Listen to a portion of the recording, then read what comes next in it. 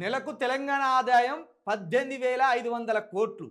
జీతాలు పెన్షన్లు మిత్తిలకే 13,000 కోట్లు. మిగతా వాటితో సంక్షేమ పథకాలు ఇస్తున్నాం.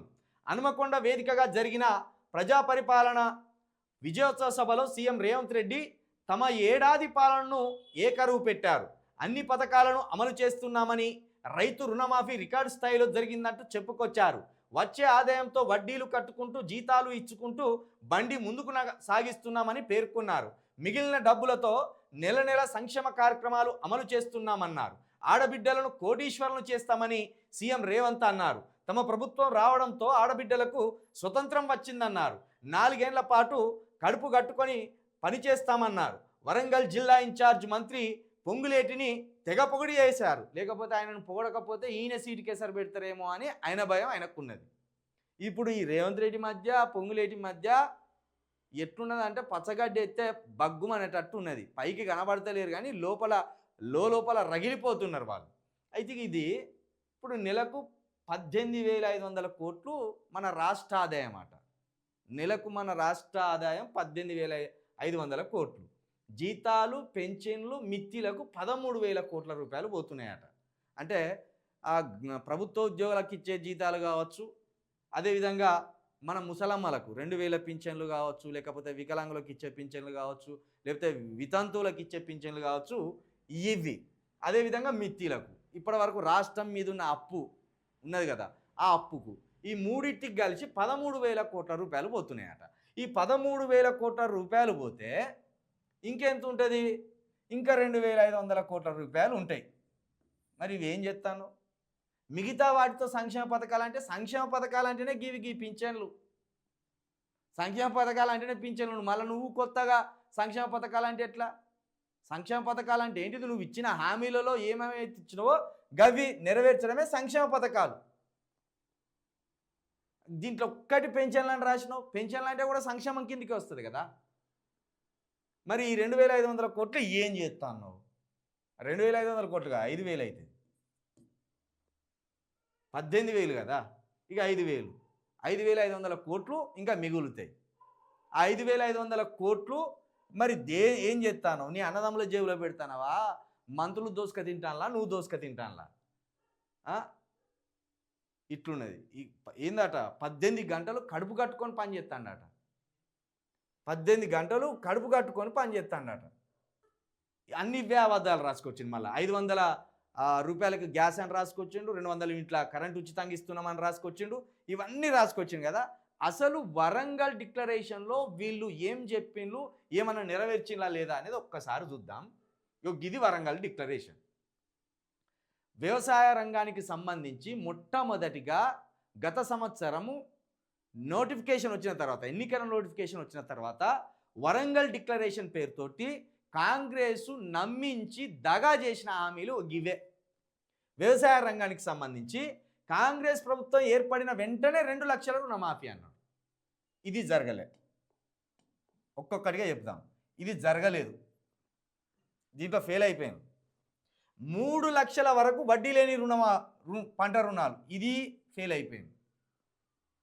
ఈ వడ్డీ లేని పంట రుణాలు 3 లక్షల వరకు కాదు, 3 పైసలు కూడా ఇవ్వలే ఇప్పటి వరకు. ఏమన్నాడు? నేను అధికారంలోకి రాగానే మలబై తెచ్చుకోర్రి బ్యాంకులోకి పోయి అప్పు అన్నాడు. అసలు ఇవ్వలేదు.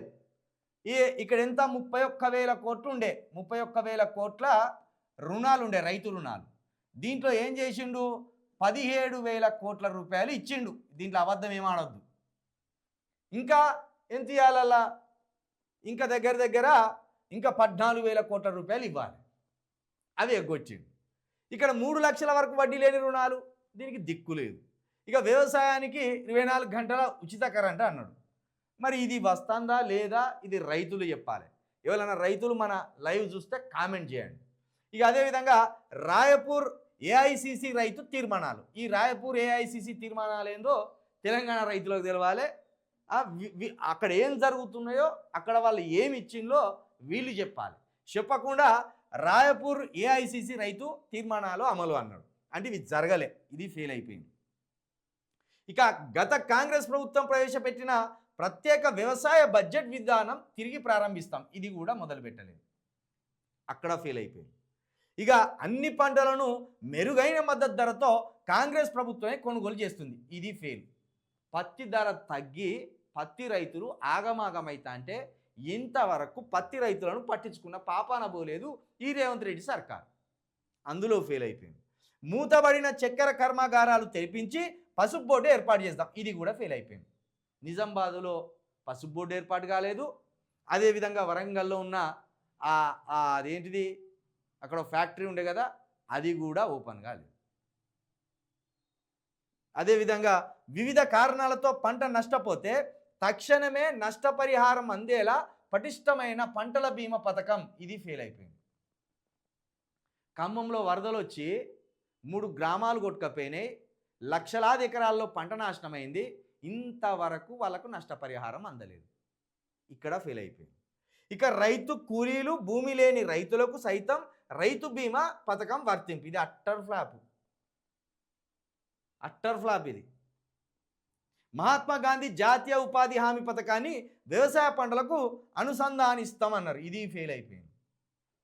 ఇట్లా మొత్తం వరంగల్కు పోయి వరంగల్ ప్రజలను ఇన్ని కనీసం 13 హామీలు అక్కడ చెప్పి వచ్చి నట్టేట ముంచిపడేసింది. మళ్ళీ నేనేమంటాడు, వరంగల్కు నిధుల వరద 4,000 కోట్ల రూపాయలను విడుదల చేసినాం అన్నాడు. నోటి మాటకైతే చెప్పిండు, ప్రకటనలు అయితే పెద్దగా ఇచ్చిండు. మరి ఆ పైసలు నిజంగా వరంగల్కు పోయినాయా, మళ్ళీ దారి మళ్ళీ చక్కగా కోడంగల్కు పోయినాయా అనేది రేవంత్ రెడ్డి గారు చెప్పాలి. ఇక చూడు, ఇన్ని ఒక పేజే నింపుకొచ్చిండు. వరంగల్ డిక్లరేషన్ కింద ఈ ఒక పేజే నింపుకొచ్చిండు. పోడు భూములు రైతులకు, అసైన్డ్ భూముల లబ్ధిదారులకు క్రయ విక్రయాలతో సహా అన్ని యాజమాన్య హక్కులు, ఏది పోడు భూముల రైతులకు, అసైన్డ్ భూముల రైతులకు అమ్ముకోవచ్చు, కొనవచ్చు, అది ఏర్పాటు చేస్తాం, ఆ హక్కులు కల్పిస్తాం అన్నారు. ఇంతవరకు దానికి దిక్కు లేదు.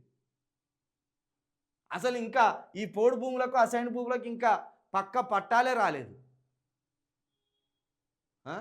ధరణి పోర్టల్ రద్దు, దాని స్థానంలో అందరి భూములకు రక్షణ కల్పించేలా సరికొత్త రెవెన్యూ వ్యవస్థ అన్నారు. ఏది ఎక్కడ ధరణి పేరు మార్చిండ్రు గంతే, భూమాత చేసి పెట్టిండ్రు, దాని సాఫ్ట్వేర్ మార్చలేదు, దానికి సంబంధించిన కొత్త రెవెన్యూ వ్యవస్థ రాలేదు. ఎక్కడ వేసిన గొంగలికి అక్కడనే ఉన్నది. నకిలీ విత్తనాలు, పురుగుల మందులపై ఉక్కుపాదం, కారకులపై పీడీ యాక్ట్ కేసులతో కఠిన చర్యలు, వారి ఆస్తులు జప్తు చేసి రైతులకు పరిహారం. ఇక నవ్వుకోరు, ఇక ఎవడన్నా చూస్తే నవ్వుకోరు. ఆస్తులే జప్తు చేస్తాడట. అట్లా ఆస్తులు జప్తు చేయాలంటే ముందు తుమ్మల నాగేశ్వరరావు గారి ఆస్తులు జప్తు చేసి ఖమ్మం ప్రజలకు పంచాలి. ఎందుకంటే నువ్వేమన్నావు, ఏదైనా వాతావరణం వల్ల పంటలు నష్టపోతే రైతులకు మేము పంట బీమా ఇస్తాం, తక్షణ నష్టపరిహారం ఇస్తామన్నావు కదా, మరి ఇవ్వలే. తుమ్మల నాగేశ్వరరావు గారి ఆస్తులు అన్ని జప్తు చేసి ఖమ్మం రైతులకు పంచిపెట్టాలి. ప్రతి ఎకరాకు సాగునీరు అందేలా నిర్దిష్ట సమయంలో అసంపూర్ణ ప్రాజెక్టుల పూర్తి. ఏం లేదు, ఓపెనింగ్లు చేసి వచ్చింది ఈ మధ్య పోయి, అటు ఖమ్మంలో, అదేవిధంగా అటు కరీంనగర్లో అక్కడక్కడ కేసీఆర్ వదిలిపెట్టిన ప్రాజెక్టులకు ఓపెనింగ్లు చేసి ఇవి మేమే కట్టించినామని చెప్పి సంకలు గుద్దుకొని వచ్చింది. ఇది చెప్పుర్రు. ఇక ఏదన్నా చేసిండ్లా ఇందులో. నిన్న పోయి విజయోత్సవాలు అని వరంగల్లో పెట్టిండ్లు, గన్ని హామీలు ఇస్తిరి, అంత మేనిఫెస్టో రాస్తిరి, ఒక పేజీకి పేజీ, ఏమన్నా నెరవేర్చిండ్లా. ఇక నిన్న పోయి తిట్టుడు ముందటేసుకున్నాడు, పక్కన ఉన్న మంత్రులను పొగుడు ముందటేసుకున్నాడు. ఇక దీనికోసం నిన్న దగ్గర 50 కోట్ల నుండి 100 కోట్ల రూపాయలు వృధా చేసింది. రోజుకు 100 కోట్ల చొప్పున 23 రోజుల పాటు 2000 కోట్ల రూపాయలను ఆగం చేయడానికి ఈ విజయోత్సవ సభలు పెట్టుకుంటున్నారు. ఎవరికి వచ్చిన విజయోత్సవ సభలు ఇవి? ఎవరిని బాగుపరుద్దామని పెట్టిన విజయోత్సవ సభలు ఇవి? ఎవరికన్నా కడుపులకు వస్తుందా, ఎవరి ఇంట్లో కన్నా వస్తుందా? ఇది మీ గొప్పలు చెప్పుకోవడానికి, ప్రతిపక్షాలను తిట్టడానికి ఈ విజయోత్సవ సభలని ఒక నాటకం ఆడుతూ ప్రజాధనాన్ని వృధా చేస్తున్నారా? నువ్వు రోజు 100 కోట్ల రూపాయల చొప్పున ఖర్చు పెట్టుకుంటూ పోతా అంటే ఇది మీ తాతలు ఇచ్చిన సొమ్మ, మీ అయ్యలు ఇచ్చిన సొమ్మ, మీరు కాయకష్టం చేసి సంపాదించిన సొమ్మ. దేనికోసం ఈ సభలు? పశ్చాత్తాప సభలు పెట్టి ప్రజలకు 2 చేతులు ఎత్తి దండం పెట్టుర్రి. అమ్మా మేము 4,000 రూపాయల పింఛను ఇవ్వలేకపోయినాం, 7,500 రూపాయల రైతు భరోసా ఇవ్వలేకపోయినాం, అదేవిధంగా వితంతువులకు పెంచుతామన్న 7,000 రూపాయలు ఇవ్వలేకపోయినాం, వికలాంగులకు పెంచుతామన్న 6,000 రూపాయలు ఇవ్వలేకపోయినాం, రుణమాఫీ పూర్తి స్థాయిలో చేయలేకపోయినాం, 500 గ్యాస్కు సంబంధించి సబ్సిడీ ఇవ్వలేకపోతున్నాం. వీటికి సంబంధించి 2 చెంపలు వేసుకొని పశ్చాత్తాప సభలను పెట్టుర్రి. అక్కడన్నా మీ మీద ఉన్న కోపం ప్రజలకు తగ్గుతుంది. 500 ఇచ్చి 1000 రూపాయలు ఇచ్చి అరే ఈ విజయోత్సవ సభలను విజయవంతం చేయుర్రా అని కాళ్ళు పట్టుకునే కాడికి వచ్చే మీ ప్రభుత్వ పరిస్థితి. ఇంకా విజయోత్సవ సభలను పెడతాన్నావు. విజయోత్సవ సభలని దేనికక్కడికి వచ్చాయా విజయోత్సవ సభలే ఇవి? ఎవని కడుపు నింపినవని, ఎవని ఇల్లులో వెలుగులు పంచినవని. నెలకు ఆదాయం 18,500 కోట్లు వస్తుందట. అన్ని పోను ఇంకో 5,500 కోట్లు మిగులుతుంది. అవి ఏడికి పోయినాయో లెక్క చెప్తలేడు.